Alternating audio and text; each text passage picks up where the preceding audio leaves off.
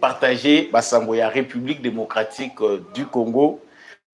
Ngai Wabino Samba Olunga, comme d'habitude, Nazali Nesengwa Koyeba Bino, ébélé à travers République démocratique du Congo, ébélé à travers le monde pour Nakolanda basango ya mboka nabiso. En 2024, comme en 2025, nous sommes et nous serons toujours là pour nous informer bino à temps réel, pour nous partager na bino, analyse topé, information, il y a République démocratique du Congo, pe na nzinga, encore une fois de plus, matondo mingi pour na confiance, pe fidélité oyo bino bozali kokoba ko pesa biso po ete to memelaka bino basango pona mbula oyo ya 2025. Meilleur vœu na bino, bonne année 2025. Meilleur vœu na bandeko nyonso bozali kolanda biso depuis Kinshasa, bandeko bozolanda biso depuis Paris, bandeko ya Londres, bandeko ya Suisse na Genève, bandeko ya Bukavu, ya Goma, ya Mbujimai, ya Kananga, ya Afrique du Sud na Pretoria, bandeko ya Djobour, bandeko ya Luanda na Angola, bandeko ya Congo Brazzaville, bandeko bazali na Pointe Noire, bandeko ya Libreville na Gabon. En tout cas, ceux qui peuvent natangi yote place aux ali, et l'ogi kolobate que nayebi yote, nayebi ke mokili mobimba, ba Congolais ya mokili mobimba bolanda kabiso. Merci Nabino pour na rejoindre émission Debout Congolais. Merci Nabino pour na apprécier ka analyse ya Samba Olunga bo like vidéo, bo partage kayango, surtout n'hésitez pas de vous abonner à cette chaîne pour ne jamais manquer de notre actualité. Justice Yanzambe na 2025 pe ko raté ba mususu pe ba ko lia pa ou à cause de la justice Yanzambe na 2025. Tant yo ko sala kamabe nanko okanisi que l'équipe biso na makasi to pe ko sala ngo na ndenge ko batama olobi moto akomona ngai te. Sache-le bien que la justice de Dieu existe. Mabe to malamu yo ko sala ka ezali semence. Peu importe le temps ou les circonstances, on peut finir par récolter les fruits, il y a semences na yo. Nakei pendant na sango ya ibandeli ya mbula 2005 tukokende na ba FARDC côté ya Masisi kuna et pa wapi na 12 km ya chef lieu ya Masisi Bitumba ezali kosakanate entre ba FARDC na biso na ba terroriste et armée rwandaise. Il faut noter ici que attaque ezali ba armée rwandaise nde bandiango ba attaquer ba position et armée na biso. Ça se passe à Katale. Ezali na ba village où ezali attaqué par les terroristes. FARDC azali ko faire face na menace wana na Katale. Nous allons parler de cette situation tout à l'heure dans le cadre de cette émission. Qu'est-ce qui s'est passé hier Tokolobelango pe na émission na biso na cadre émission na biso tokolobela likambo ya Banyamulenge bazali ko alerter le peuple congolais, le président de la République, le gouvernement de la RDC pour une manipulation qui se passe bana na bango bazali ko zala recruter de jeunes gens, des populations civiles bazali ko recruter bango pour na ko utiliser bango pour les comptes du M23. Est-ce qu'il n'y a-t-il pas moyen ya ko stopper l'hémorragie wana bango pe baza ko lela ke bazali victime? Que faut-il faire? Nous en parlons dans cette émission. Tokolobela pe penda makambo eza ko leka kuna na minembwe, tokolobela grâce présidentielle oyo ezali pe na mesa likamoni ezali ko leka par rapport à la grâce présidentielle. Est-ce que Jean-Marc Kabund, pourquoi pas lui? Est-ce qu'Azali peut mériter grâce wana présidentielle? En tout cas, même s'il n'est pas encore cité, il y a beaucoup de langues. Oyo, Bazali, Kolobake, Jean-Marc Kabund, il faut vraiment à bénéficier de la grâce wana présidentielle à Bimalibanda parce que ma Béoya Sali, il y a particulier Zalité, Zali Makambatonio, Sobako Sala. Nous en parlons aussi dans notre émission d'aujourd'hui avant aussi Lisa. Na Oyo et Salami dans les Kasaï, na Mwene Ditu, et pas Iwapi, brigadier Moko en chef. Il y a la police nationale congolaise, na Kombo, il y a Mutombo Kanye Mecha, a bomi 2 sujets chinois, Pazoki Simoko grave. et salami wana wapi na mwene ditu dans les Kasai. En tout cas, il faut rappeler que bachinois wana bazali ya grec 6 société où esala kabanzela bangonde mutu bazali victime ya folie to yebite qu'est-ce qui s'est passé. Nous allons essayer d'en donner davantage d'explications na kati ya analyse na biso na information à lelo. Merci mingi na bandeko yo bozali ko rejoindre GCAM télévision pour na ko partager basango ya République démocratique du Congo. Merci na bandeko bozali ko rejoindre biso na 2025. Bonne année. Yebisa biso et pas wapi oza kolanda biso à travers République démocratique du Congo. Like vidéo oyo partager ango. Na bandeko nyonso boza na ba vacances bino bandeko bozwi libako ya kokende na ba vacances a ba bonne vacances na bino bipa nyonso bokei ko pema avant de reprendre vraiment mo pepe kitoko ya 2025. Nous espérons bien que 2025 et kozala année moko formidable. En tout cas, le meilleur est devant nous. Toujours désespéré te toza na ngambu ya bato yo bazali komona kaka négatif te. Nous espérons que tokobongisa place mabe ezali pe ya malamu ezali liboso nabiso. Voilà, wana ezalaki ba titre to pe introduction ya actualité na bino. Toza kokota sika wana mozindo ya makambo. Tout en fait, toza en ligne. Partagez vraiment live, je compte sur vous pour partager les lives de cette émission et surtout de liker et de vous abonner. Pendant que biso to bundaki bito zalaki na ba fête tozoko luka ndenge nini kokota 2025 a bato baza habitué actualité ba yebi ke mitema na biso et zalaka kimia te chaque fois que tozali ko penser est ya République démocratique du Congo tozalaka vraiment na besoin bomoni ke to fêter mais souci matoi ezaka na basango ndenge nini ezako leka na est. Qu'est-ce qui se passe? Est-ce que armée na biso, est-ce que bazali ko bunda ndenge nini? Comment ça se passe bandeko na biso à est bazali ndenge nini? En tout cas, nous sommes tous préoccupés par ce qui se passe à l'est de la République démocratique du Congo. Pour na ba bon patriote oyo tozali, l'est de la République démocratique du Congo est préoccupante. Les combats entre FARDC na ba terroristes armés rwandaises tant ya repi ezalaki te pour na mapinga na biso. Lokola ba moni ke échec ezali makasi na ba perte oyo ba subir depuis tozalaki na ba fête ya Noël kino tokoma na nouvel an. Ba perte ezalaki makasi na ennemi na côté ya Lubero. Boyebi malamu que après avoir chauffé l'actualité ndenge nini babandai ko luka ko atteindre Goma bamoni ke verrou ezalaki makasi SADC FARDC wazalendo ba créer bouclier à makasi pour que ba pénétrer Tesake. Ils ont essayé de contourner via d'autres territoires pona ko luka ndenge nini bakoki ko arracher grande ville moko ya République démocratique du Congo comme ezalaka na habitude na bango. C'est qu'ils ont essayé de faire na Lubero. Pendant que de l'autre côté, on ne cessait que de nous chanter, on ne cessait jamais de nous chanter trêve, cessez le feu. De l'autre côté, ba Rwandais bazaye komundake via Lubero ba atteindre ba grande ville ya est ya République démocratique du Congo. Là encore, Torobaki félicitations l'armée na biso. L'armée s'est battue. Tout le monde penda que ba wazalendo na ba FARDC ba sali que pendant que tous avons célébré Noël na Nouvel An ezali na ngambu ya Rwanda matanga ezali kolega kuna ba colonel ba chef ya ba brigade na bango ba militaire ya Mulongo kuna ezalaki matanga. Nous en avons parlé na actualité où il est que ba autorité militaire ya Rwanda comme ya Uganda bazalaki obligé ya ko justifier ba perte subie na ba troupe na bango. Ndenge nini ko indemniser ba victime, ndenge nini ko informer ba victime na bango. Il ne s'attendait pas en tout cas que ba koyi ko subir ba défaite ya lolenge wana. Ce qui a fait que ba perte en vie humaine pour na bango elobakelo côté. C'est au Congo soki bana ya batu bakufi, nous sommes obligés de demander des comptes. Mais na Rwanda okende ko tuna ba compte pas nani parce que là-bas Kagame a muselé la presse, Kagame a muselé tout le monde, Moutagolobakuna Zate.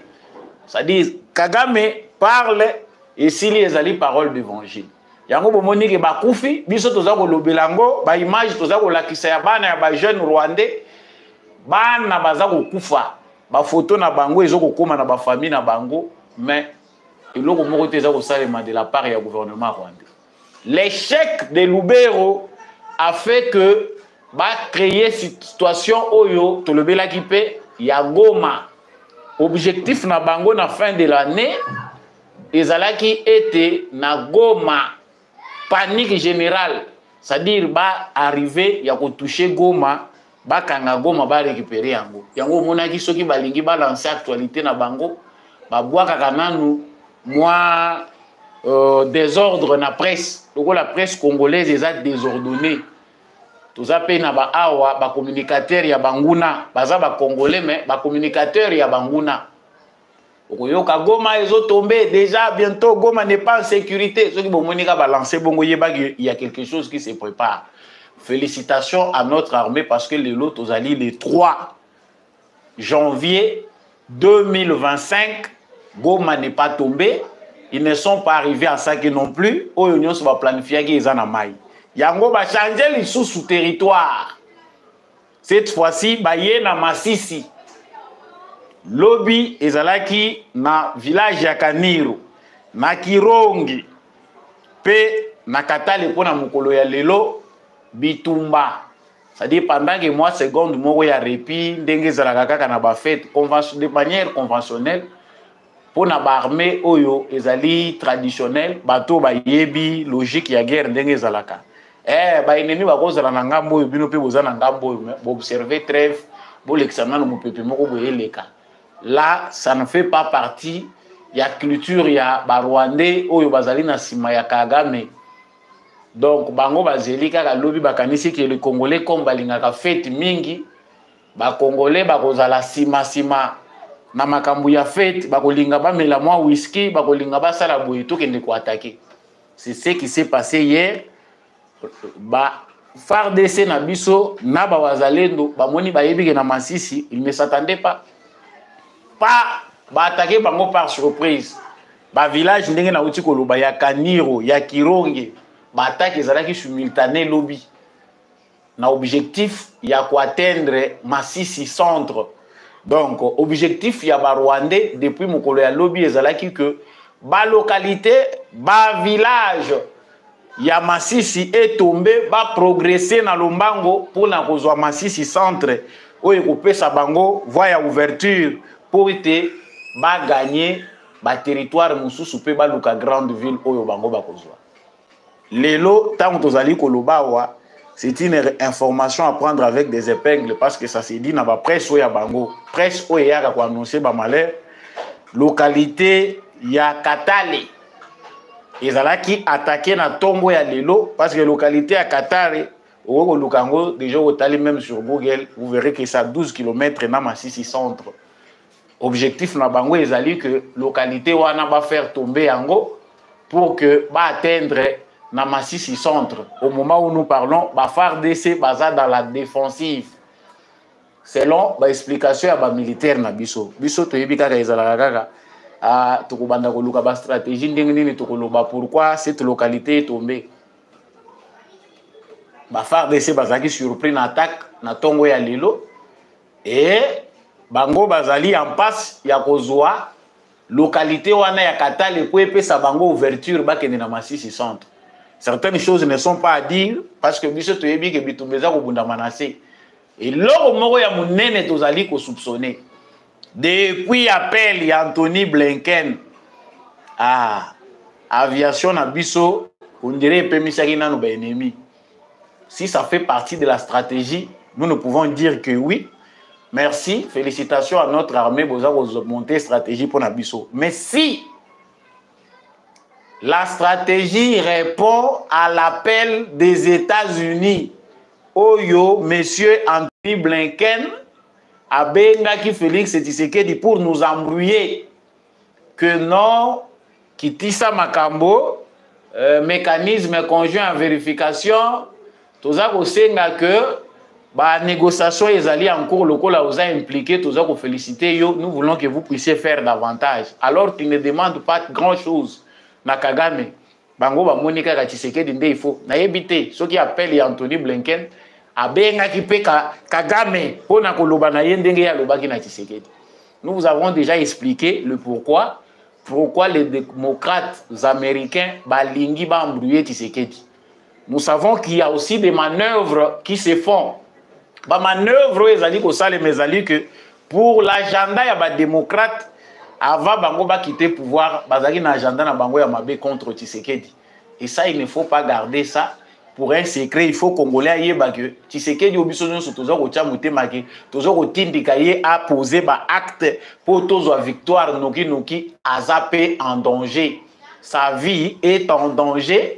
Ah, donc, bango bazat photo lo ba clair que balingi ba boma Tshisekedi parce qu'azo yo que la bangote à la lettre ndenge bango baza ko lingela. Donc, la manœuvre qui fait que les lotomo na ba attaquer na Masisi lisusu ezali que quelque part, ça c'est dans le cadre de nos analyses, on sent que l'appel d'Anthony Blinken a quelque peu handicapé oyo ezali à front ya armée na biso. Parce que tout le monde a déjà avion déjà c'est mati. Ba drone, ils ont coopéré. Ba hélico de guerre, ils ont frappé. Na une semaine, il n'y a pas de sentir que oui, l'armée Nabiso a résisté. Sur tous les fronts, Toyokagi Pendaki ba Rwandais balali. Mais awa, toza koloba awa, Katale, yango anezelu na kokende, po ba ya lisusu vers Masisi. Est-ce que ba avion e komata na butu e komata lobi? En tout cas, moi, je ne suis pas le chef d'état-major, mais Tozali Koloba que 2025, si les Congolais réfléchissent comme Ngai Samba Olonga, nous ne devons plus admettre d'excuses. Que le président Félix Tshisekedi aille que 2025, Batouana excuse Ezali Lissousouté na Bango. Il a assez entendu les discours des Américains. Ce qui administration Trump et koya lisusu kaka na même formule oyo administration Biden ezalaki nango de nous laisser dans un profond sommeil parce que toza koloba wa nde mécanisme conjoint à vérification oyo ezali kokambama na bangolais bauti koya pona ko vérifier ceux qui na lobero kuna si des choses ont été violées pourquoi cesser les faits ezalaki respecté te baza kolandela kuna bamoni militaire, militaire ou bazaki capturé et tout ce qui se passe. Donc, ils nous prennent pour des cons. Dans le moment où il faut agir, Kagame a répondu à quitter une invitation, a quitté un rendez-vous qui prévu pour qu'on puisse boucler cette affaire à niveau de processus, il y a Luanda. Kagame a quitté, vous comptez faire quoi? Il ne s'adresse pas à Kagame, bango balobi kaka toza kosenga na Rwanda a retiré ma troupe na ye. Toza kosenga na M23. Qu'est-ce qu'il y a du nouveau dedans? Quelle est la pression qui a été faite à Kagame en décembre 2024 à Watokoti en 2025? Et là, de mon côté. Mais tout ce qu'on veut, c'est que le pays qui est agressé puisse se rabaisser na niveau ya binobosa la kakaka. Bango ba koya ko raisonner sima. La RDC peut prendre déjà la communauté internationale au mot. Merci à tous ceux qui nous suivent. Partagez les lives s'il vous plaît. Et surtout, n'oubliez pas de liker et vous abonner. Partagez, partagez. Donc, Tozali Lelo n'a né à discours té. Ngai naza koyebisa bandeko ba Congolais bolandaka biso que na moment oyo Tozali, sous nous attendons le salut. Que Ewutelande Nanzila et Félix Tshisekedi, nous attendrons longtemps. Félix Tshisekedi est un bon volontaire. On voit bien que sa diplomatie a tout exposé de manière à ce que ceux qui Ali n'a souci à comprendre, aussi à comprendre. Ceux qui peuvent avoir un souci à sosola ilo mon côté, au yo moko pende mutuye bikani ni yoza ko appartenir. Mais là, ça devient une aventure. Toza ko bandane na Masisi. Ba déstabiliser Masisi ba ya kozwa centre. Ngana za ko tala thermomètre nangé ezake oui. On est en train quelque part de scruter nos réactions ou peut-être ils veulent que ba mona penda réaction à makasi ya Tshisekedi mais moni pe soki pe zela zele le kimingi mukumbuso azanga ka mukila. nous avons assez encaissé. La guerre se prépare, oui. Mais dans le stade où yotokomi, l'okitopé les alaka bien. Bayoki ango penda iningani, nangambo kuna ya Ruzizi kuna na epa baba Rwandais kuna. Soki penda bayoki ango iningani, l'état baya kotuna Tshisekedi qu'est-ce qui s'est passé? Je pense que ba Congolais oyo pe toza mingi na populisme, toko tirer ba conséquences toyeba. Est-ce que tolala ki pongi apamba tovanda ki ou bien zo senga pe que biso pe to agir. Donc ce n'est pas une bonne nouvelle de ce côté-là. Tant que baza ko attaquer Masisi, bandeko union sur Masisi, baza obligé basa la lisusu ba mouvement. Eza eloko ya malamu ti. Sango ya mibale ezali makambo eza koleka na Sud Kivu parce que on a des informations, il y a communauté, il y a bandeko azali banyamulenge, voire certains banyarwanda qui envoient des lettres. Les autres sont allés voir le président Félix Tshisekedi. Na objectif na bango bakei ko dénoncer oyo ezali manipulation topé machination rwandaise. Bazali ko utiliser bana na bango ezali na bato bazali ko tambola pona ko recruter bana na bango ba utiliser bango na guerre wana bango balingi makambute. Ils ne veulent pas s'immisquer. Bango balingi kokota na makambu ya Kagame te ba ye ko senga na président Félix Tshisekedi pour que bataille la bango dossier wana ya Banyamulenge. Je pense que vous suivez des vidéos aussi au Bamususu à partir des États-Unis, à partir du Canada, bazali pe koloba balobi non, biso nyonso tozali na même logique était. Izali na bato oyo bazali ko utiliser le nom de Nyarugabo revient.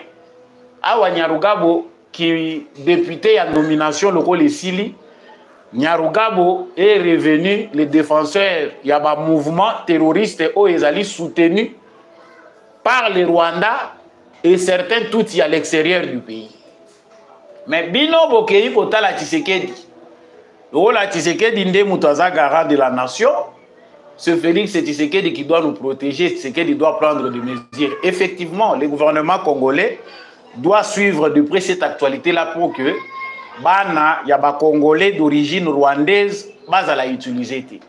Mais to réfléchir ti na lobité likambo il faut to passer pe message na bande ko na biso pa bomba mususu bozo continuer ko benga ka biso bolobito lobela likambo yo to dénoncer manipulation ezo salema on recrute encore des Rwandais pona ko kende ko utiliser bango na est ya République démocratique du Congo ba mususu basi ba pesi bango plan ke ba kende ko boma Masunzu lokola général Masunzu na Rwanda a commis lokola ennemi numéro 1. Donc biso awa toza ko inananga na Rwanda bazui Masunzu nde bache naza siri kuna pe balukeli na banganga bazo balala na kombo na ye bazola mukanango. Les plans ce n'est pas une information, les plans ya élimination ya Masunzu eza déjà sur la carte de Kagame et ses services secrets. Mingi bato yo baza dangereux baza na Rwanda te o bazolo bela kuna baza na Congo. Lui, le général Masunzu doit faire attention, que ce soit nos frères, nos Congolais ici, les autochtones, que ce soit ses propres frères rwandais. Ne mutubaza à la base de l'Okouan. Mais biso tozo se poser question, nos frères Banyamulenge. Quand nous parlons de Félix Tshisekedi qui a dit, parce que c'est Félix Tshisekedi qui l'a officialisé à l'obi Banyamulenge Bazali ba Congolais. Mais ils ont la continuité à ma propos à Tshisekedi au batubele bapona manipulation balingaka kolobelate. C'est que Tshisekedi a lobby, je leur ai demandé, j'ai demandé à ces frères là, vous devez poser des actes au ezako la Tshisekedi boza ba Congolais. Ça c'est ce que nous enlevons à propos à Tshisekedi to kanga makaka ndenga lobaye ke Banyamulenge baza ba Congolais. Effectivement, il y a des Congolais rwandophones. Mais problème où ezali a eza que à travers le monde, il y a des organisations de rwandophones. To monite bandeko yo ba Congolais rwandophones oyo bazako se sentir congolais ba yebi ke patrie na biso eza congolais. To moni bino te bo sali pe démarche. Lo lenge moko na bandeko na bino oyo bazako sala ba démarche na Canada. Bazako sala ba démarche na États-Unis. Eza na association moko wa na Congo. Et fonctionnaka ezali pe na balobaka nini statut juridique Isoko ezali association ya ba o tozoko lobana le Banyamulenge quelques Banyarwanda, tous ces rwandophones là sont dans une organisation. To monite esika bokomi mukanda botindi yango na Nations Unies parce que ba document dans les Nations Unies est grave. Il y a plusieurs notes, plusieurs lettres des rwandophones qui se disent aujourd'hui congolais, écrit au secrétaire général des Nations Unies pour lui dire que nous sommes menacés. On ne veut pas de nous, tous à exterminer. Il y a un génocide en cours. Il y a une démarche pareille qui s'est faite. Comment bino boza capable était à mener des démarches pour ne contredire Bandekona Binowana? Parce que dans toutes les institutions internationales, ces gens-là sont en train de dire qu'il y a un génocide en cours au Congo. Ce qui bino, Banyarwanda, Banyamulenge, peu importe les statuts et les noms que vous vous donnez. Parce que biso ba mususu toza na confusion. Moi j'ai étudié, j'ai la carte na koko kende lisusu na institut géographique, ce qui mususu pe basi ba yiba kuna. To kende ko luka tozwa cartographie, que ça soit dans le ministère intérieur, il y a ba tribu, ba ethnie, il y a Congo, les Banyamulenge, les Banyarwanda, ça n'existe pas. Même nos officiels qui utilisent officiellement les termes wana, nanu bazui tenter, il y a pour rendre public oyo ezali décision d'État.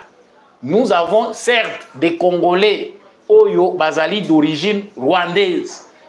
Nous avons des Congolais qui sont d'origine chinoise. Nous avons des Congolais qui sont d'origine libanaise. Est-ce que yango est comme si batouana ba Congolais d'origine pour ba réclamer ba terre, ba lobake non tozana mabele na biso?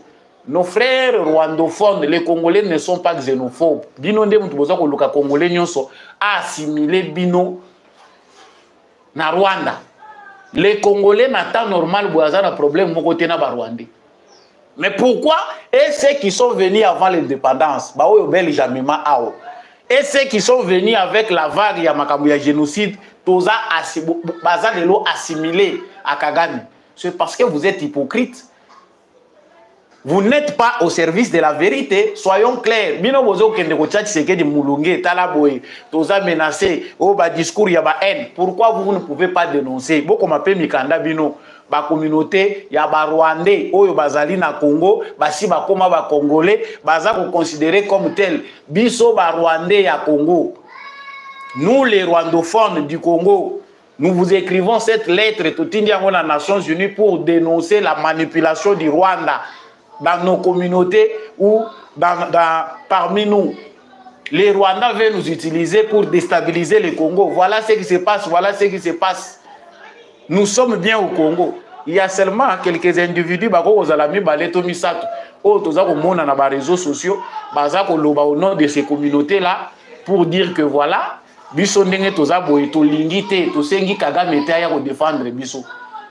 nous n'avons pas besoin du soutien du Rwanda pour tout réclamer que tous les Congolais. Mais vous, vous vous taisez. Même au Congo où vous vivez, vous ne dites rien. Si c'est que dinde aso maloko la sa meminga bakoza la président yakoya ko tama lobana munoko na bino to lobana place na bino. Soyons quand même logiques. Allez dans ces couloirs là diplomatiques. Allez aux États-Unis, vous êtes là aux États-Unis, vous êtes au Canada, contredisez vos frères là. Boye bisabango que oyo bino bozolo bana na Congo ezoko exister te. Ba Congolais ya batu. Bazalaki na problème te avant nous, biso nde mutu toye ko créer ba problème kuna. Awa sikoyo bazako lukage ba utiliser réseau wana na sud Kivu. Nyamugabo est en feu en flamme na momo tozako loba. Nyamugabo abatu te bo excusez ngai na salaka toujours confusion wana. Nyarugabo, voilà, Moïse Nyarugabo est différent de monsieur l'ex-ministre Nyamugabo. Monsieur Moïse Nyarugabo, ex-député, honorable député, moment où on soit dans les réseaux sociaux, il s'attaque au gouvernement congolais. À l'objet que Bazako Luka ko massacrer ba faire naïe. Il faut laisser des gens avec des armes.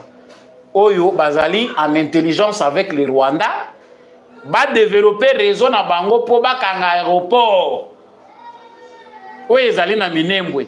Cet aéroport là, tout le gouvernement congolais peut ceux qui makambo ezalaka kaka tambula malembe a pas de tortue. Pourquoi il n'y a pas de mesures strictes depuis que le président a sala soki décision ya ko sursoir makambo ya installation ya commune ya Minembwe? ti lelo les va-et-vient eza koleka minembo mosusu eza inquiétant, des avions eza kokita eza komata.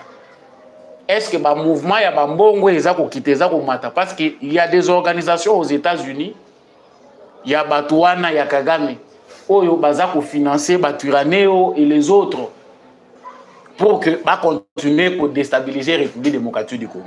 Ah, un objectif na bango eza que ba créer ba foyer ba tension partout.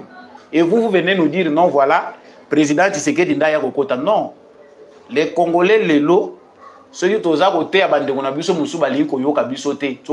Ceux qui to lobby que les Rwandais sont nos frères, il y a des Congolais qui sont en colère contre nous, c'est parce qu'il y a de l'exagération. Bolekisi ozala na yo ndimi koza Congolais mais hypocrisie eleki nature na bino ezo ko sala que bino moko bo se créer climat ya insécurité. Si l'insécurité eza ko continuer ko yela bino eza parce que vous n'êtes pas sincère.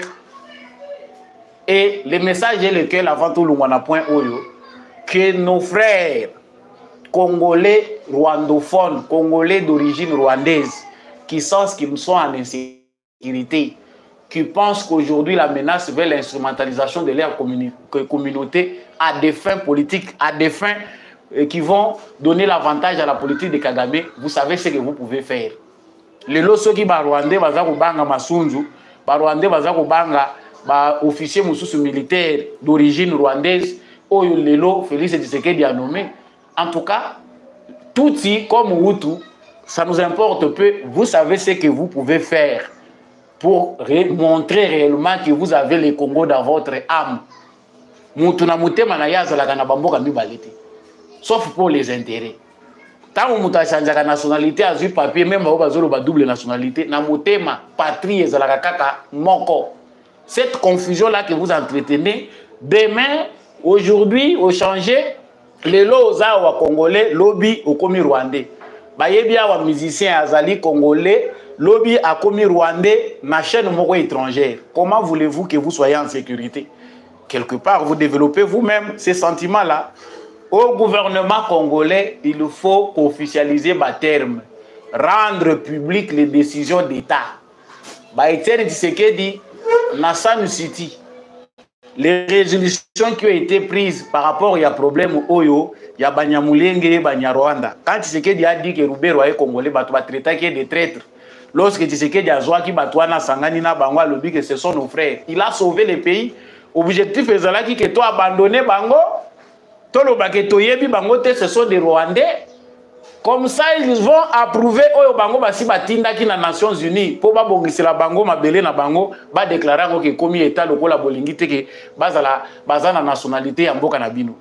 Il y a beaucoup de choses qui nous ont été évitées par la sagesse de ces leaders là. Mais ba résolution ezalaki que Batouana baza ba congolais. Bano ba botami avant indépendance, bano ba yepé après indépendance na ba conflit divers. Nandenge ba côté là qui ceux qui ba botami na Congo et que ba boti pe bana na Congo. Que dit la constitution? Donc entre guillemets, il y a beaucoup de choses qui sont dedans. Biso na Congo, il faut peut-être la fixer. Est-ce que tant baza ko tangisa histoire na ba université na biso, on tient compte il y a ba élément wana nouveau où ezalaki ko faire partie na histoire na biso te. Le Congo a plus de 400 ethnies ou tribus. Est-ce que tribu Banyamulenge ezalaka? Est-ce que tribu Banyarwanda ezalaka? Est-ce que les lots et les lots ezako bakisama? Est-ce que les toutis ça existait na ba cartographie au biso tozanango? Ça n'existe pas. Alors il faut rendre officiel quand nous acceptons que les Banyamulenge sont congolais, trouvons un langage commun au nom des décisions d'État. Ndenge nini tokobenga parce que awa ba communauté eza bato ba ya. Namboka na biso, nous ne vivons pas dans les communautés. Toza ba ethnie, ba tribu, nde tozaleli. Quand on parle de communautés, eza ba paya. Bato yo ba wuti libanda. Fidèles abonnés, chers internautes, Samba Olunga des pères et des mères, Azane Sengwakoye Babino, Ebele, à travers République démocratique du Congo, à travers le monde. Matondo pona fidélité nabino durant toute l'année 2024. Matondo pona confiance au bino bo pesibiso uta bokolo ya janvier 2024. Awa quelques minutes, quelques heures nous séparent de l'année 2025. Félicitations à Bino Nyonsoyo.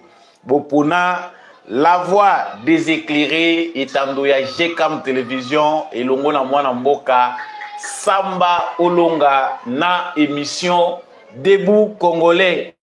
Bipa Nyonso Bozwami à travers Mokili Mobimba. Boyeba ete Samba Olonga Zana Esengo. Ya koyeba bino penda ebele nazali ko souhaiter bino ba vœu ya malamu ba meilleur vœu de prospérité, de santé, de longévité. En tout cas partout oyo bino bokozwa message na ngai à travers Mokili Mobimba. Je vous aime bien. Merci de votre fidélité. Toyebi ndenge nini te fidélité na bino. Tokoki ko récompenser yango, mais nous savons qu'on est ensemble à travers toute la République démocratique du Congo et à travers le monde. Meilleurs vœux pour l'année 2025. Bonne année 2025. En tout cas, biso toza kotonda obese nzambe, tozali ko continuer obete lankolo maboko po yende mopesi na pema quand on a encore le souffle de vie et sengeli penza koyeba ko remercier Mokeli. Likez, partagez les lives de cette émission et sa voisin que Samba Olonga déjà en direct de Kinshasa. Nazali Nesengwa koyeba bino ebele tielangai na commentaire. Depuis wapi yoza kolanda biso na République démocratique du Congo. Depuis wapi ozali kolanda biso à travers le monde. Ba vœu na yozali ko souhaiter ango toza ko présenter ango na Samba Olonga depuis wapi na mokili. En tout cas, partagez déjà les lives de l'émission. Je suis en direct. N'oubliez pas de liker et de vous abonner. Kokota 2025 na banyongote. Soko za abonné. Abonnez-vous à cette chaîne. Justice Yanzambe et Rataka Motote. Ndenge gato bandaki nango na janvier 2024. Ndenge pe toza kosuki sanango lelo le 31 décembre 2024. Pour vous dire que la justice de Dieu n'épargne personne. Moto mokote échappaka na contrôle ya Nzambe. So kanisi makambo mabe yo sali durant 2024 il est qui inaperçu. Topé o kanisi ke moto kofuti so yango azate parce que yo za makasi koleka. Yeba yango que justice ya Nzambe zalaka. Karma existaka. Tôt ou tard tu finiras par payer les prix de tes actes. À la une de notre information d'aujourd'hui, nos informations d'aujourd'hui, et Sengeli Toyeba été drone, l'armée congolaise et comme le sous Bangisa, et Zongeli le sous Bangisa. Ba révélation à journaliste Moko, analyste international, et Zali vraiment kotalisa que Bango Bazali Kosenga na communauté internationale à interdire na Félix Tshisekedi usage ya ba drone wana parce que ezali kosala ba victime ebele pe ba perte en vie humaine. Ezali likabako kamwa l'information qui nous est réservée na cadre ya émission Oyo. Nous allons en parler. Ba drone ya République démocratique du Congo. Oyo biso to yebite. Eza déjà ko inquiéter bato baza musika na Congo. J'en parle tout de suite dans le cadre de cette émission. Nous allons parler aussi des pertes énormes de l'armée rwandaise et ougandaise. Makambo eleki à partir ya date il y a le 25 décembre. Kino mukolo tozoko koma lelo ezali ko étonner bato. Bozoko yoka certes baza ko lobela mingi Goma basiblaki Goma, qu'est-ce qu'ils veulent faire de Goma, qu'est-ce qu'ils ont préparé ou qu'est-ce qu'ils avaient préparé pour na Goma pendant mikolo ya festivité. Nous allons en parler comment les Ougandais et les Rwandais s'inquiètent.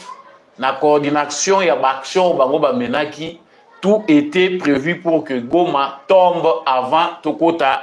Mbula Oyo, etikali quelques heures, Tokota Liboso Nabiso, je ne sais pas votre horaire. Yope Mutoza Rolandanga, Toko Lobelango na kati ya émission Oyo. Nous allons parler des sources militaires au Bazali Pe pour renseigner qu'est-ce que les FARDC, les forces armées de la République démocratique du Congo, ont pris comme dispositif pour faire face à les menaces prévues contre la ville ya Goma.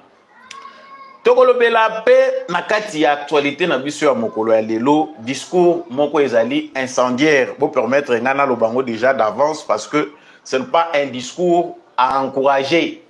Les discours dont nous allons parler dans cette émission, ce n'est pas encore celui du chef de l'État parce qu'il se fera aussi dans quelques heures. Ezali discours ya Martin Fayulu. Nous avons retenu des points oyo ezali kosenga ke Congolais nyonso azali animé de bonne foi, Congolais nyonso azali républicain, il faut recadrer monsieur Martin Fayulu. Oyo azali vraiment na kati ya dérive. Monsieur Martin Fayulu dit qu'ils observent un repli identitaire au sommet de l'État avec une opposition constante entre les frères dits des sang et les autres compatriotes. Il ne s'arrête pas là, à l'objet. Une seule tribu bénéficie des nominations privilégiées dans les postes au sein des institutions. À Soukipe Wanate, pour Martin Fayulu, il y a des migrations organisées, des masses au Bazar Olongwa d'une province vers Lubumbashi et vers la ville de Kinshasa. Objectif ezali pour empêcher Bango opposition ba organiser na Bangoti. C'est certes ezali accusation na ye face ya moto yo azali opposé na ye, mais nous Congolais ou d'autres Congolais bazali ko se sentir inquiétés na discours oyo ya division pe ya tribalisme oyo Martin Fayulu apesi tokolobelango nakati ya émission na biso ya mokolo ya lelo.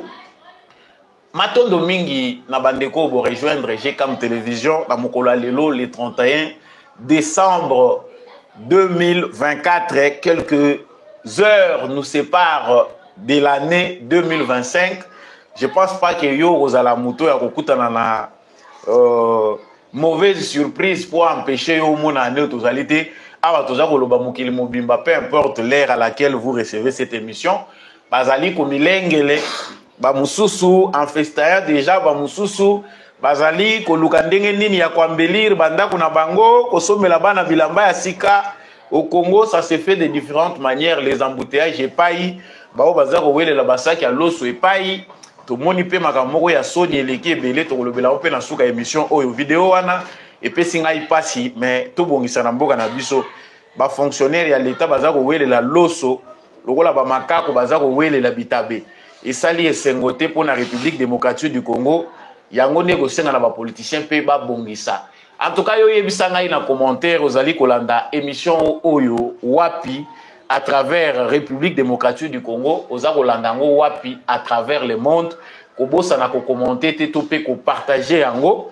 En tout cas, abonnez-vous Kokota 2025 tena nyongo na ngai. Abonnez-vous à cette chaîne, partagez les lives de cette émission et surtout n'hésitez pas de nous laisser un commentaire pour nous dire ba meilleur venayo ozali ko recevoir ango depuis wapi yo pozozo misela biso depuis wapi na République démocratique du Congo.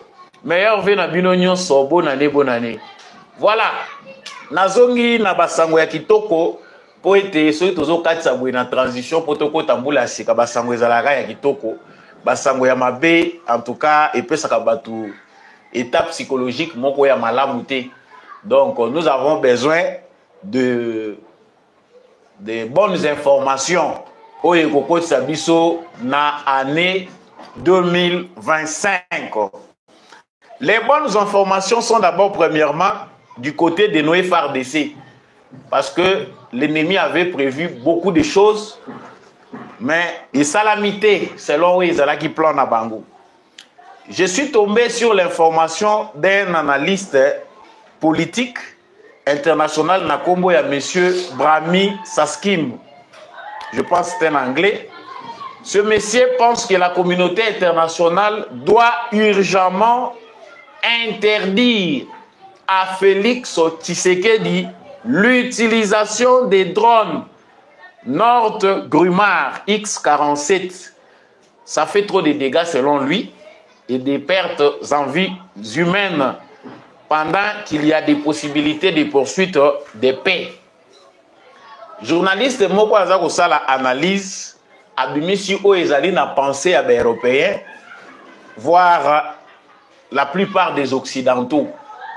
Alobi que ils ont un drone oyo forces armées il y a République démocratique du Congo ils ont utilisé biso toyebi CH4 mais à utiliser awa combo oyo biso tozana ngote na répertoire na biso ya information que ces drones là puissants sont utilisés par l'armée congolaise et l'analyse na ya moni que ba drone wana ezali komema ba perte ebele en vies humaines. Il n'a pas déterminé malheureusement.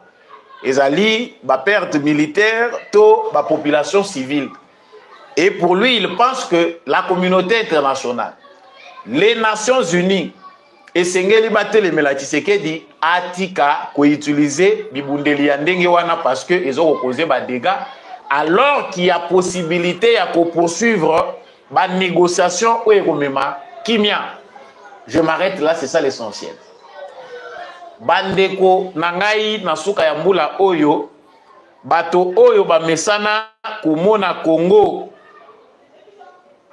Ba mesana komona Congo, to fetaka na ba mai na miso, na ba mauvaise nouvelle, bazali pe na plan oyo ya bango. Les journalistes, les analystes occidentaux, tant on va pesa d'information, il faut tout l'andamona boke vignon, parce que bayaka ko dévoiler biso oyo ezali opinion non seulement occidentale mais carte ya ba politique occidentale.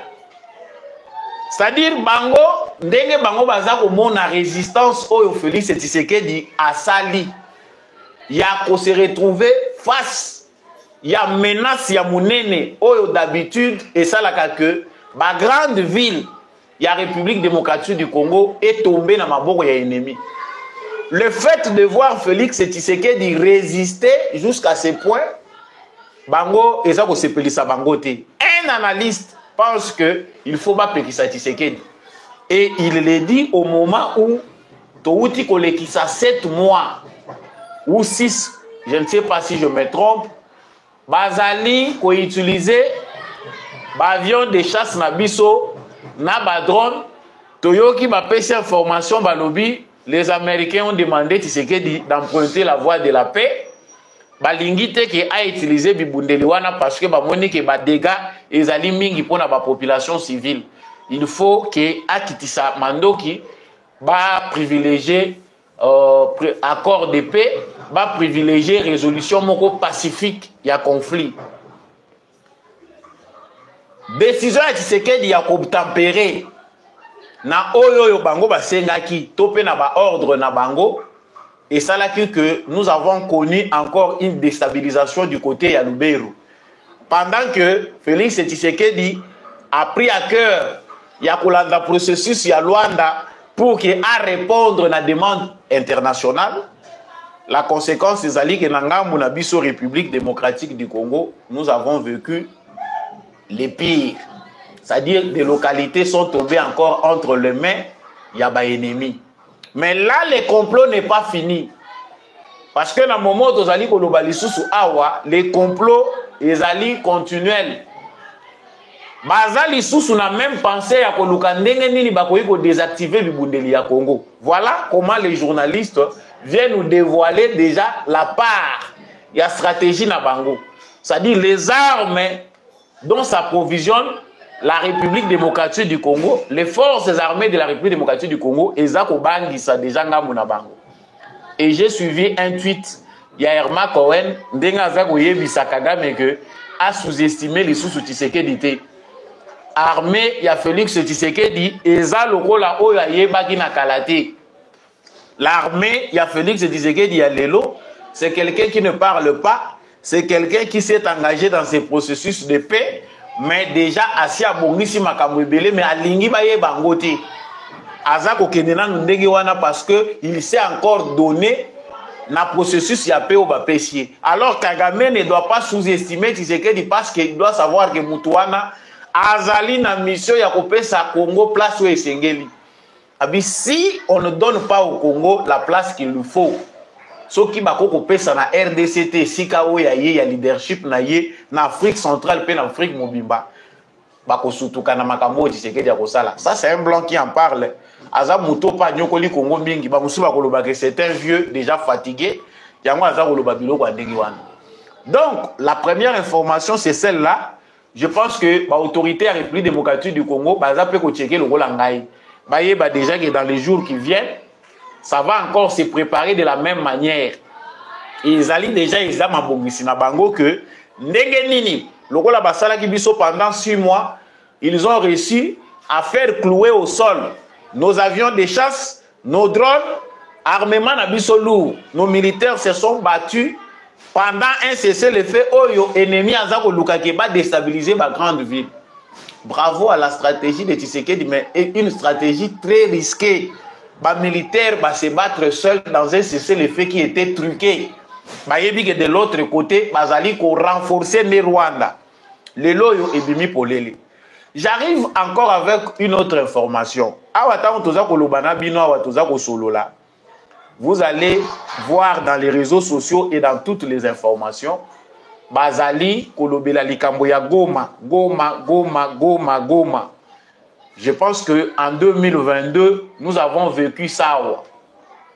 Goma, Goma, Goma, c'est-à-dire toute l'actualité internationale, lorsqu'on parle du Congo, on parlait de Goma. Ah, le M23, les terroristes, les rebelles sont déjà à 80 km de Goma. C'est déjà à 20 mètres. Et non, ils sont déjà proches. Bientôt, Goma va tomber. Les médias internationaux ont travaillé de toutes les façons pour Nakoluka que Bisso Congolais, Bisso Tshisekedi doit se plier parce qu'il a déjà changé. Parce que Tshisekedi ne comprend pas. Il faut se plier, sinon les grandes villes de la République démocratique du Congo vont finir par tomber. Mais vous allez comprendre ce qui s'est passé. Tomoni Batubaya wana makambo ba aide humanitaire. Batubaya wa délégation à l'Union européenne, il y a américain, il y a africain. Soki ba yeba komi na Kinshasa, ba weleli mbango ba kiti na Goma. L'objectif visé c'était que Goma tombe. Comme Tshisekedi est têtu, si Goma tombe, il va se plier. A kosala lisusu masekite, a se plier na ye, Tshisekedi n'a pas de problème, il faut pas résister. Et biso nyonso tozala ki traîner pe na kati ya discours wana. Na suka oyo ya mbulo tozali ba planifier ki lisusu makambo ya lolenge wana. Ils avaient déjà prévu que Goma va tomber. L'armée rwandaise avait déjà planifié une stratégie que mingi plus le rôle la concentrer na Lubero oyo ba mekaki ko sala le rôle la voie ya diversion parce que balingaki que ba meka ko longola biso na makanisi yake Goma ezali susu na menace te comme ça tango que armée congolaise a kozala pencher mingi côté ya Lubero bango bakoya ko surprendre biso na Goma. Vous avez vu vous-même ce qui est l'actualité na une semaine oyo Goma est revenu au centre. Il y a actualité concernant l'insécurité. Nini, Balobi, Bazali, Kolinga, Kozwa, Goma. Mais là encore, et le boyo bango ba yeba kite zali que moni nzamba sunga biso malembe pona ba biso nyonso toza ko luka même ba stratégie entreprise toza la peine à moi esprit à camouflage le la Tshisekedi azanango. Et savait que c'était déjà facile parce qu'ils ont collaboré avec les Ougandais. Mwana ya Museveni lokola melaka na ye lotoko soki pa melaka biloko nini ya makasi to yebite. Il nous avait déjà prévenu déjà na ba tweet na ye comme communication na ye za bizarre. C'est quelqu'un qui est trop extraverti qui aime parler. Donc nyonso ya zoluka kosala bokomona ngona ba émotion na ye. Il avait déjà averti que ba mercenaires pour eux les instituteurs oyo bazali ko accompagner ba FARDC na biso ce sont des mercenaires. Pona bango, ba monaki déjà que ba mercenaires wana nde mutu bazali ko sala que plan na bango eko kisamate. Alobi à partir ya janvier, je pense à l'oba qui les 3 ou les 2, je ne sais pas quelque chose. Aucun mercenaire a kozala na zone na biso ya opération. Baza ba anti-africain, baza bato to koki ko tolérer sur nos zones d'opération. Zone d'opération nini est la République démocratique du Congo. Mais pendant qu'il faisait ces opérations-là, Bango Baza Goye Bateke, Tshisekedi, stratégiquement parlant, il est en train de transformer l'Est et la République démocratique du Congo. Mikolo Ezako ya liboso, Ezaba rêve te. Mikolo Ezako ya liboso, ce qui va se faire en termes de sécurité ou planification sécuritaire à l'Est du Congo, et Tkali Kosale mana pays mon côté en Afrique centrale. Et ça s'est fait en silence. Bayokani pendant que Bazali ko reprendre ba hostilité pardon na Kibumba. Bayokani ba sangana na ba Ougandais. De la même manière que les Ougandais avaient cédé Bunagana soki to perda yango, c'est la complicité rwando-ougandaise. Ce sont les Ougandais qui ont fait que Bunagana est tombé. Ils avaient encore ces plans-là. Mais Tala, tango bango baza ko se planifier, ba militaire rwandais, ba koti, ba yeli susu ba renforcer ba position na bango. Basango eza kitoko o biso to communiquer eza ba bribe. Des photos ya ko pesa ngo pe na retard. Ba drone ya FARDC, ba avion de chasse et tikaki bango ba s'installer. Ba ye ba vandisi ba camion ezokota pour société civile na biso ya bele la kaka. So société civile ayoki a eu information que ba camion ezokota. O lelo e komi même so bazokota omoni tozozo ba vidéo même na ba réseaux sociaux. Mais ba koti ba tiki bango ba sali installation na bango. Une fois installé les Saint-Père Souko inde bazo benga ye na nini aye ko vider bango. Les drones reprennent babzongeli musala na bango. C'est que l'armée congolaise ne veut plus parler parce que koti pe na stratégie information. Bande ko na biso bazana Goma o bazozo a chance ya kolanda ka biso. Bo filmaka lisusu ba avion te na ba hélico de guerre pona omoni avion eleki na tongo suko e mati yo filmer. Bozo kimisaka bango. Il ne faut pas filmer des avions de guerre, bozi bo lancer des informations dans les réseaux sociaux. Eleki na tongo, eleki na telle heure. Non, ne faites plus ça. Vous donnez l'information à l'ennemi. La surprise et pas na bango est tellement grave que bah c'est concerté bango moko bah chef ya ba commandement. Ça s'est passé en Ouganda, ça s'est passé aussi au Rwanda. À cause des pertes subies, parce que ce que yebi que moni ba militaire ndenge ba kenda kawana. Bo moni oya kufi to kufi en désordre et créer ka frustration. Pona ko réarmer ba troupe na bango moral ya ba troupe. Baza koyebisa ba commandant ya ba bataillon bo kende bo saila biso liste ya bana nyonso oyo bakufi na ndenge bokendaki opération wana parce que zaki opération ya ba RDF ya ba force spéciale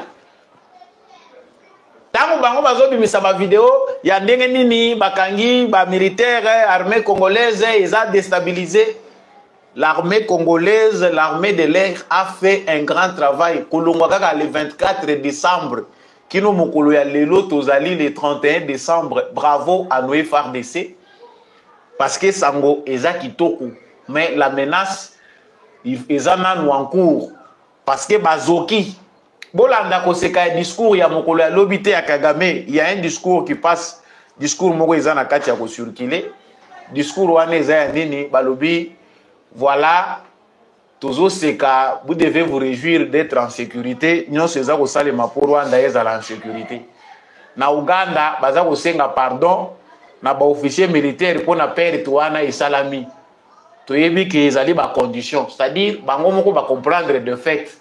Le plan ougando-rwandais était que na fin oyo ya 2024 Goma devait tomber. Mais loko moko oyo bango ba yebaki te eza que bouclier oyo etiami na Goma ezali vraiment que soki Goma ekwei déstabiliser ce que Kigali pe soki na frontière na bango na Gisenyi pe il faut bamona makambo na bango.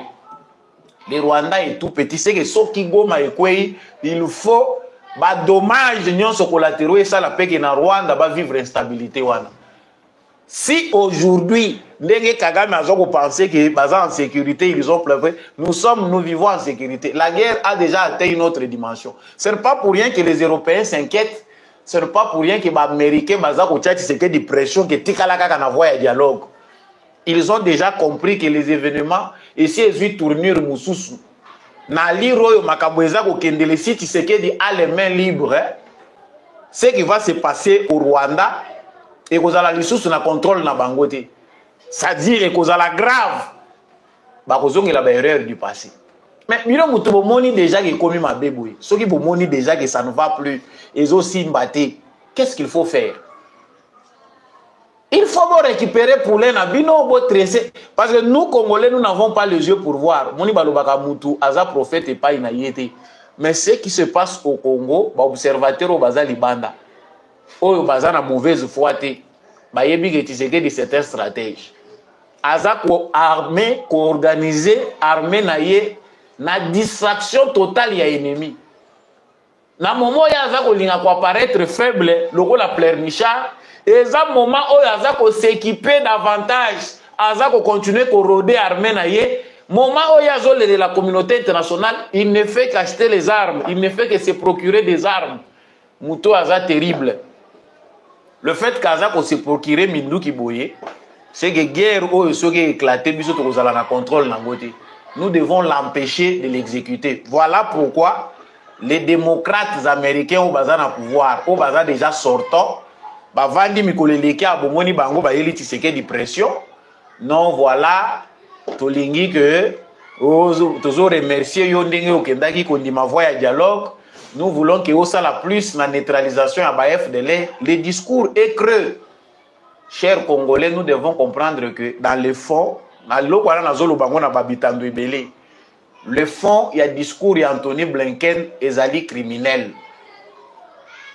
Le même Américain qui avait tué Laurent Désiré Kabila.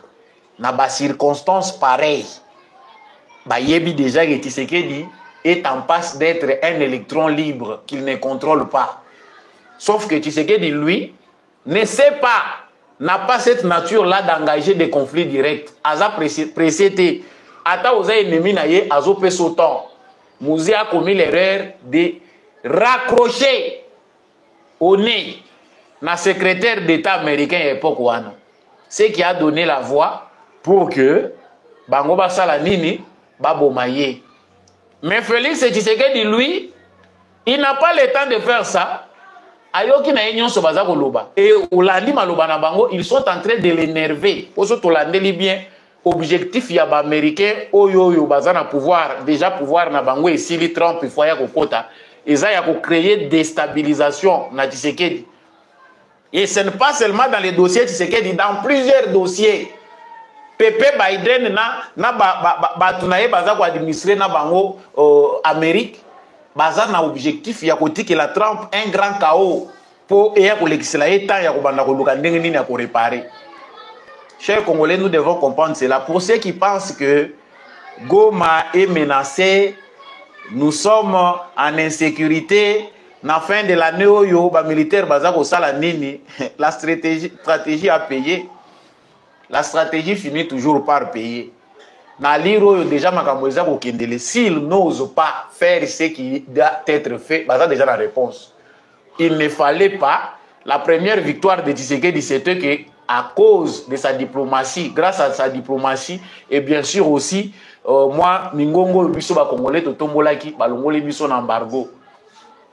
Awa, na Conseil de sécurité des Nations Unies, il y a déjà un petit complot qui se dessine, même ce qui est communal visiblement ouvert. C'est que les armes de l'armée congolaise sont en train de bombarder les populations civiles. Voilà ce qui se trame dans les Nations Unies. Faux rapport est en passe d'être rédigé pour accuser le Congo que les armes de FARDC ne sont pas bien contrôlées. S'il vous plaît, ceux qui vous ont en ligne, il faut liker et partager les lives, s'il vous plaît. Merci à tous ceux qui nous suivent en direct. Beau partage et surtout, n'oubliez pas de liker. Donc, c'est ça l'actualité dans le Ezako Sala. Moi, Oyo, Ezako Sala quelques heures. Tout ça, en janvier, Bango Basi va préparer qui na Bango Balobi que Goma et Koko ya Bakosa il a fait na Bango na kati ya Goma. Mais ce que Tala Bibendo yo Bango Bazo ko récolter. Yo aussi au Bomisi Bana ya Batu. Les seuls justificatifs Oyo zo pesa na Bango ezali que bossa la liste. Tango bakenda ki bossa la ki ba liste té. C'est que je vous dis est vérifiable et je sais que dans les prochaines émissions on a rendez-vous il y a 2025 déjà. Tokoya nango ba liste ya ba kombo ya batu baza ko rédiger ba kombo ya batu bakufi pona ko luka ndenge nini ya ko pesa quelque chose na ba famille na bango. ils ne sont pas à mesure maintenant il y a la kisabibembe na ba famille ba kunda bango en toute dignité. Seul ba cadavre ya ba officier nde yango mutezo zo moi privilège ah bazui officier tel a kufi po omoni que bitumbeza ka bien soko za stratégie ba militaire oya biso ba komi pe na bataillon mususu oyo na ba te bataillon te unité moko bazoko benga wa ya ba ibu eza pe na moi solo banini moi structure na bango moko makasi ya élimination ya ba leader ça dit soki ba moni ke na kan ennemi mutu fort azatel il faut les traquer pour l'éliminer. C'est ça l'armée, c'est ça une armée. Ba traquer et puis ba éliminer. Pendant mois où mobimba ya décembre, Kagame qui rit a terminé mois si na devant ba Rwandais pour les rassurer de sa sécurité. C'est un langage, et ça discours moko lo ba le contraire. Soko moni mutu azoya azako luka s'afficher bien à la kisake je suis au bon point naza makasi vous êtes en sécurité. Quand lui vient insister que vous êtes en sécurité, sachez que vous n'êtes pas en sécurité. Sécurité est en binoti. Et pire ennemi na bango na momo tozali kolobela. Mabe oyo bango ba yoki ezako soit bango na tawo tokobi. C'est le fait de Félix Tshisekedi de vouloir résoudre ces problèmes aussi avec les rwandophones. Ndenge Tshisekedi a changé bango stratégie azui à côté ici na commandement kaka ya bisika conflit ezali. Azui bato baza na lien de sana bango acheli bango kuna. Ezo pesa bango mutu pasi. Comment il peut oser? Kaka ba nomination biso to monaki ba yango te bisaki ba ndeko na biso ebeleke non. Stratégie kolo na ngonda yebaka objectif nango. Stratégie ekoko paraître bizarre, ekoko paraître peut-être malhonnête ou trahison na mutu azo maîtriser ba contour nango te. Mais c'est lui qui a agi. Mutu ayebi eloko nini ya sali. Il suffit seulement de voir que bazui un Nyamulenge, bazui un officier congolais rwandophone, batie na kwe moko boui. Au Rwanda, c'est comme si babomaki bango, ceux qui basalelaki bango ni. Les sources importantes, parce qu'on ne peut pas tout dire, les sources indiquent que le n'attaque au bango balingaki ba mené pour na coopérer na Goma. Batu bazali pe oyo bazoko kangama na Goma bakoya Kinshasa. Donc par crainte que tout bimisa makamusu so ebimagate za na batu bako kangama na Goma bakoya Kinshasa. Oyo bazali ba permettre déjà que infiltration ndenge comme d'habitude et ça na ville ya Goma pour ba concrétiser loko na bangwana. On va arrêter encore quelques officiers. Bokoyo ka ekobima makambo ya ekolo o balobi. C'est parce qu'ils sont de telles tribunes de Basali Bango Ndengewana. Chers Congolais, ne perdons pas notre temps. Soyons focus. Ça, c'est pour l'actualité qui se passe dans l'Est de la République démocratique du Congo. Et nous avertissons les commandements militaires. Tout ça, vous voyez, armée Nabiso, commandant suprême Nabiso, que mieux vaut tard que jamais, renforcer davantage. Tout le monde que Bamadoussou et Zanam. Ba officier boyebi ke maboko eza milai mbongo ya basoda baza kolinga kolia ngo na ndenge ya mabe bolongola ka bango déjà ngonga yango. L'air est grave. Sango ya suka oya kolobela na émission oyo eza sango ya mabe te mais faut to lobela yango poto condamné. Discours ya mokolo ya lobby comme prévu ya Martin Fayulu ya le 30 décembre parce que yeminga ya ka le 30. A sali discours naye Martin Fayulu le président Eli ya Martin Fayulu na discours naye il a parlé de beaucoup de choses oyo tokoyi ko vande la wa te poto lobila yango mais ezali na point moko oyo e révolté bato ebele na bato oyo bapota na bango ekomaki déjà kozala cicatriser mais bato na minito bakomi koyoka déjà pasi na mitema na bango lisusu. Martin Fayulu dit: nous observons un repli identitaire au sommet de l'État, avec une opposition constante entre les frères dits de sang et les autres compatriotes. Il ne s'est pas arrêté là. Martin nous dit: une seule tribu bénéficie de nominations privilégiées dans les postes au sein des institutions. Asuki Wanate na traduire yango kaka na lingala po ezala facile bandeko na biso ebele bazali préoccupé na bafete bayoki yango te. L'air est grave, il y a des politiciens qu'il faut railler définitivement de la scène politique congolaise pour te vivre na kimia ezana batu oyo désormais atteint na bureau à quartier bochayete.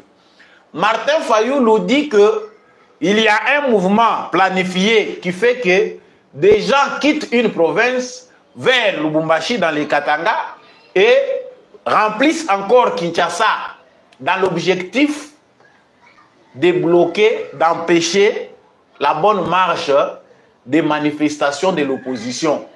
Na lingala nde photo lo bango bien moni tango lo baki na français apesa ngo lokola moins valeur. To lo bango na munoko eza ya biso pona Martin Fayulu to lo bango na lingala. Baluba bakasayen.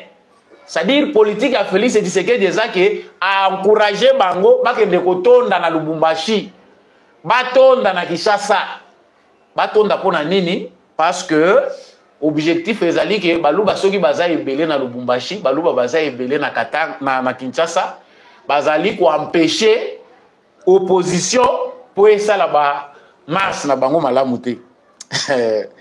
Moko na posa ko seka, moko tozo koyeba te. Qu'est-ce qu'il faut dire concrètement toloba nini? Tout d'abord, nous savons que Martin Fayulu c'est un produit fini. Le Martin Fayulu qu'on voit au tozali komona sikawa azali produit fini. C'est bien connu que Oyo, politiquement, c'est qu'il était hier. Grâce à la manipulation, grâce à la mauvaise foi, na détournement, Oyo ya salaki, Félix Tshisekedi, bazalaki ba frère Bakabwana, yango salaki Martin Oyo akomaki populaire. Aujourd'hui, il est resté l'ombre de lui-même. Mais c'est comme si ba dégâts humains causés par la haine viscérale de Martin Fayulu n'a pas suffi depuis 2018. Makambo nyonso ya mabe biso to vivre na Congo depuis 2018. Ngana rappela kango kaka. Biso to monaki Félix Tshisekedi apesani lisusu mbote na Martin Fayulu pe baseki atapé na épaule. Mais il y a des Congolais qui vivent et à l'étranger et à l'intérieur du pays qui ne peuvent plus se saluer. Oyo ba se considérer ka lisusu lokola ba frère té, ba tenga makala pona nini Fayulu Tshisekedi. Et komaki dossier ya baluba na bato abandundu. Donc, Martin Fayulu y a moni mission, bako pesa yé na mboko yo mission na yé valable na politique, ezaka ko diviser ba Congolais. Aujourd'hui, pendant que les Congolais, tozali les sous ko luka ko se renforcer pour to retisser ba lien. Nous sommes une nation, pas une tribu. Martin Fayulu vient à Ebisibiso à lobby, ba nomination ezako sale mais ezako privilégié ba poste ezali tribal. C'est-à-dire uniquement batu attribué moko mutu bazako bénéficier. Martin Fayulu devait nous amener la liste de tous les membres du gouvernement, bato bazana kati ba institution na biso, bato bazana armée na biso, pona ko lakisa biso tribalisme ezali wapi, les démontrer d'abord. Il faut à démontrer ango, il y a liboso c'est démontrer. Mais le la manipulation ezaka na besoin de démonstration mingité. Il faut et les cas par voie à l'Okuta, il n'a pas dit de quoi il s'agit parce que il est possible janvier nous devons chercher la liste, il y a des membres sur le gouvernement, la liste, il y a des autorités militaires, tout le monde si ce que Martin Fayulu dit est vrai ou il est dans la logique de la manipulation habituelle. De deux, pourquoi Kokomisa haine à niveau Oyo? Même ceux qui ont lingi Tshisekedi. Mais est-ce que Balouba Nyon se faut pas en danger parce que yo Fayulu Tshisekedi na yo boyo kanika kate? Si tu as un problème particulier na yo na Tshisekedi poto mona makambo ba pasteur pe ba kota. Et si manango kakate, est-ce que loko nini yo ko bongisa te na Tshisekedi o il faut exposer au tchaba via bato en danger? Est-ce que bandeko yo nyonso yo ba wuti kasai ba yaki kaka na Tshisekedi bango mutu ba yebisa Tshisekedi ke postuler comme président? Pourquoi il faut attisser la haine tribale pour tinda batu bakende koina batu mususu? Ce qui le lo bakangi Martin Fayulu batieye, ce sont les mêmes propos, ba propos ndé memi cette kikuni na boloko. Aujourd'hui, ce qui batie Fayulu devant un juge naturel, batuni Fayulu, ba propos na yo ezali lié na incitation à la haine tribale.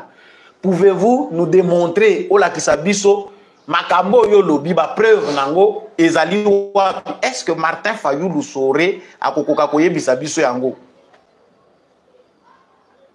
Je suis naïbité, hein. Tu vas dire que le balusus makambo Martin Fayulu yoti, mais on comprend que quand on muto botami mabe, ils ont une question à société, ils ont un esprit oyo et botami kaka mabe. Mutu mususu yo zomona kaka apparence lobi to yebani na ye na yebiye depuis longtemps, mais oyebi esprit oyo ezalaka na kati na yete. Devant circonstance moko ya élévation na yo nde ko comprendre mutema na ye ndenge ezalaka. Nde ko yeba oyo mutu wana azalaka. Ce n'est pas juste. Si ko yo tozonga lisusu na carte oyo ya 2018. Voilà la mission pour laquelle Fayulu s'est retrouvé en Europe avec Moïse Katumbi. La mission pour laquelle Fayulu a rencontré le clergé catholique. La mission pour laquelle mission pour laquelle Bakei, Basangisi Bango, Bazui cardinal, au clergé, nous voulons l'unité, unité en Mbebo. Niveau Oyo Tokomi, l'Union européenne donne encore une nouvelle mission à Fayulu, tout en sachant qu'il n'est plus populaire, assis à perdre nyonso. Le rôle azali sous popularité, te topé c'est une mission, le rôle a monokoisa soupe qui est diviser les sous. Guerre civile au bino boluka qui est salement en 2018, to vivre en Goti. Même s'il y a des gens qui ont perdu leur vue, leur bien, les lots peuvent foutre ma pété. Félix Tshisekedi est président de la République, tout là comme la commission télé là pour indemniser ma victime. Il y a un tribal, il y a Martin Fayulu. L'élo Fayulu revient encore. Non, chers Kassaïens, vous êtes visés, vous avez battu. Il faut constituer une plainte déposée dans le tribunal contre l'individu Martin Fayulu. A qui est justifié makambo ya zakoloba. Est-ce que Félix Tshisekedi yende mutaza koyebisa ba Kassaïen ba longwa kana Kasai pour ba kende ailleurs? Regardons la situation géographique de la République démocratique du Congo. Soki Congo mobimba enclavé, soki Congo mobimba eza na souffrance, bato yo bazali aux alentours baza pembeni na ba pays frontaliers, ils vont chercher à aller ailleurs, bakobima. Bao baza na centre bakokende wapi? Les premiers réflexes, ils seront dans les provinces oyo baza voisines. Et après les autres peuvent sortir voir aller ailleurs. Ça c'est d'abord une logique où ils allaient lier dans la situation géographique. Au tali enclavement Afrique, Fayulu vivait dans ces pays, ndenge ba paupériser, ba clochardiser Kasai, espace grand Kasai mobimba. Si tu sais que diazaki mutu moko tribal, né le lot aux olobage, il fallait à concentrer énergie na yenyon sur la Kasai vu ce que les Kasai a connu. Mais tu sais que n'est pas dans cette logique là. Il veut que Oignon se œuvre à Teza Mouké que toutes les provinces en profitent. C'est-à-dire les lots qui battent sous bazar au monde a été que n'agit pas parce que c'est que logique et lingi que la province nyonso et vivre dans rythme moko wana de développement. Est-ce que c'est ce qui a été fait les années passées? Même ba bazar ko yemba les lots katanga yetu banani bazar ko sala. Ne soyons pas étonnés. Nous savons que la logique reste la même. Donc union ya Kabila na Katumbi, nous ne serons pas étonnés de voir Fayulu dedans. Qu'il fasse les gros dos parce qu'il y a l'ingakabatia et les bousseaux. Ad maloko la chef, mais tu es bien que c'est loko moko. Maloba ya set kikuni, o ememiye na boloko, na ya Fayulu et que c'est n'était. Procureur général, cause la kaka a teke ba pesa yo ba ordre. Moutouaza intouchable na République ou azati. Quand on veut construire une nation, on évite les logiques tribales. Batu nini oyo Tshisekedi ache, oyo baza ko nyokola mutu ya Fayulu po ye a s'attaquer na toute une tribu. C'est grave comme propos pour ce tribu to vendre là et comme le règlement des comptes. Merci na bande ko nyonso bozolanda biso, continuez à liker et partager cette vidéo, bon liker, bon partager en gros. En bref, Fayulu n'est pas d'accord avec la gouvernance de Félix Tshisekedi. Fayulu est contre les changements constitutionnels, ce qui est logique. Aux contre les changements de la constitution. Et bon, la réforme institutionnelle, ils ont envisagé. On a dit que la réforme, on a un mécanisme. Parce que Fayulu était aussi dans la logique. Il parlait des réformes. Tant qu'on a un dialogue à lobby, il faut appeler ça au conseil, ceux qui sont chargés des réformes. Ba réforme wana, on a réformer ba institution oyo sans toucher la constitution. Peut-on parler aujourd'hui dans les gamos étali réforme ya cour constitutionnelle sans toucher la constitution? Mutema mabe ezali richesse te. Mutema mabe nde yango eza ko bloquer Congo, eza ko freiner biso na ba projet ebele. Il y a les moyens entre les mains des Congolais qui peuvent aider les Congolais au tozalito qui est de l'avant. Mais les Colo ya mutema mabe qui a frein, il y a développement, nous n'avançons pas. Et l'incarnation et l'illustration ya Kindoki wana toza ko mona ngona mutu oyo ayebani aza déjà personnalité publique logo la Fayulu. Il incarne ce qui dérange aujourd'hui le développement en RDC. Ce qui motema mabe leki mboka wana ekendaka liboso te. Bandeko bino moko boza ko mona ke lelo toza le 31 tolingi basangwa kitoko ya mabe te. Bino nyonso boza ko landa ngo boyebi que eza malamu kozala na liberté d'expression. Mais président Félix Tshisekedi ayebaki akotikela biso Congo oyo te ezali Congo moko laisser aller au banda kozala liberté d'expression et comme libertinage d'expression. C'est-à-dire lobana yo nyonso yo lengi parce que tu es libre. Les complots to sito mesana nango. Mais que les Congolais puissent tirer des leçons. Tous en 2024, etikali quelques heures pour to kota na 2025. Ba musu bazana tongo ba musu je pense que basi bakoti ou bien balingi bakota selon ba écart ba héros ndenge siparaka biso.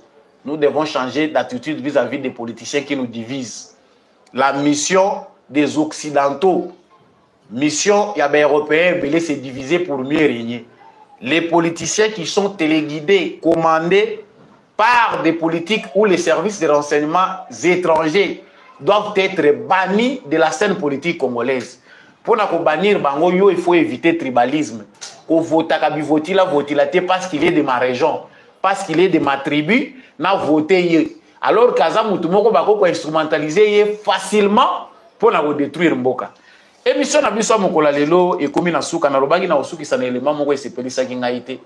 Bandeko moko baza ko welela loso. Olanda ngo rediffusion lobi ndeko shaka ko tia vidéo wana. Bandeko baza ko welela loso. Ça m'a fait très mal quand j'ai vu ça. Toujours au monde sans organisation tous en angoté. Congolais zoboma Congolais, Rwanda ko boma Rwandais te. Mais les Congolais tuent les Congolais. Botia ata 13e mois, année ezana 12 mois. Botia 13 mois, soki to komi na décembre, bo pesa ka bango 2 mois. Mutu na mutu akende koluka ndeni akosoma madesu na loso na ye. Ke tomona ka baseni ya boye.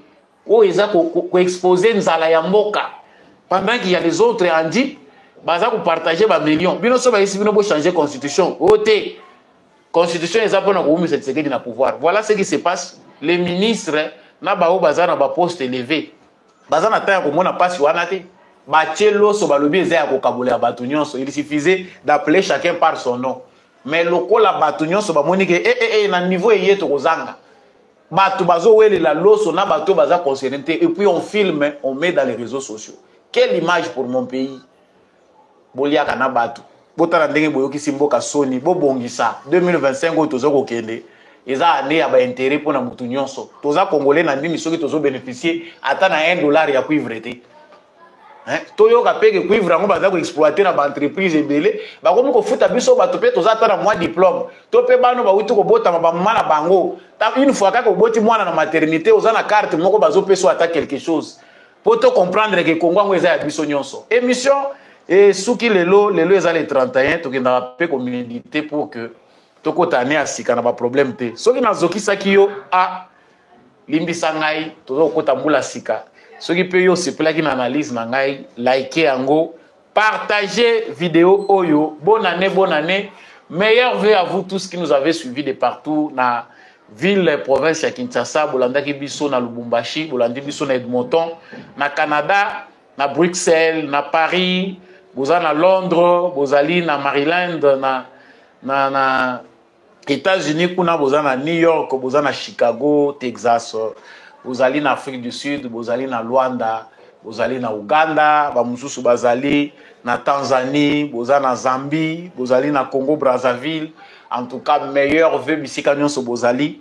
Je serai le plus heureux à komona ke botie na commentaire depuis wapi. Bino bolanda ki biso na République démocratique du Congo année komi na suka bonne année. meilleur vœu na ndekombi à chaque fois zaka toujours na sima ya caméra na bino pour na couper sa bino penda information pour que vidéo et comme réalisable ezalaka ndeye.